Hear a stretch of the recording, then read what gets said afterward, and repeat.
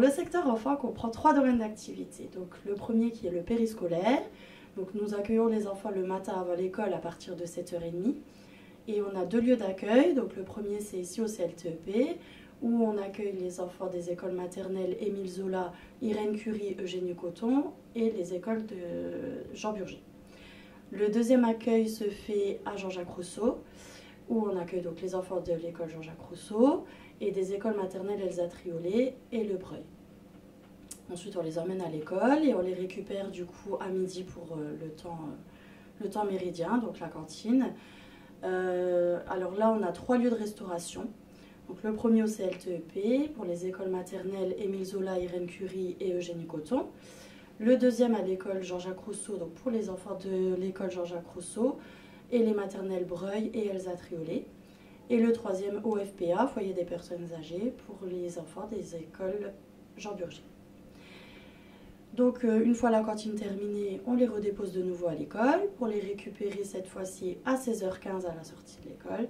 Et à ce moment-là, tous les enfants viennent ici au CLTEP où leur est proposé à goûter, la possibilité de faire leurs devoirs et on met en place différentes activités en fonction des temps forts de l'année.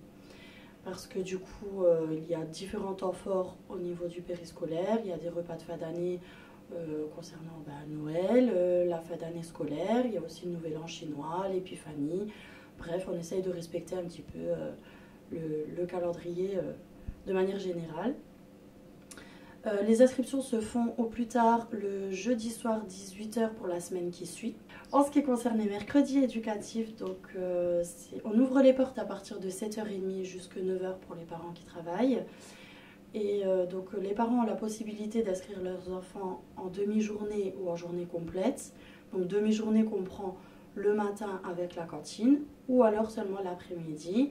Et nous sommes ouverts jusqu'à 18h maximum et les parents ont la possibilité de venir récupérer leurs enfants à partir de 17h.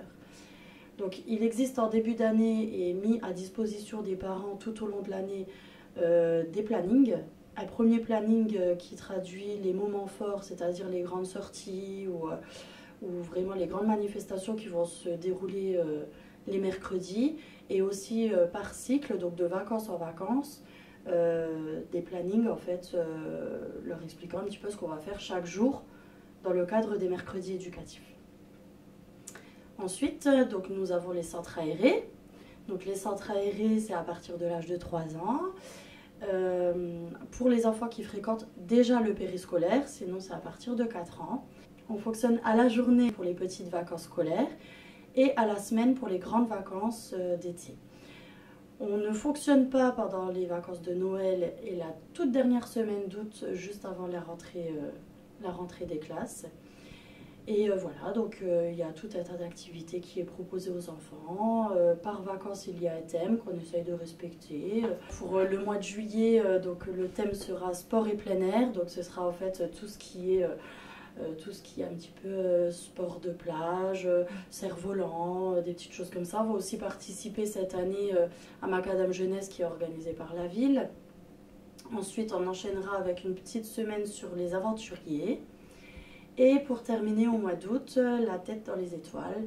Donc on va un petit peu voyager au niveau de l'étoile de mer, l'étoile d'Hollywood, un peu tout ça. Et ensuite, ce sera de retour à l'école.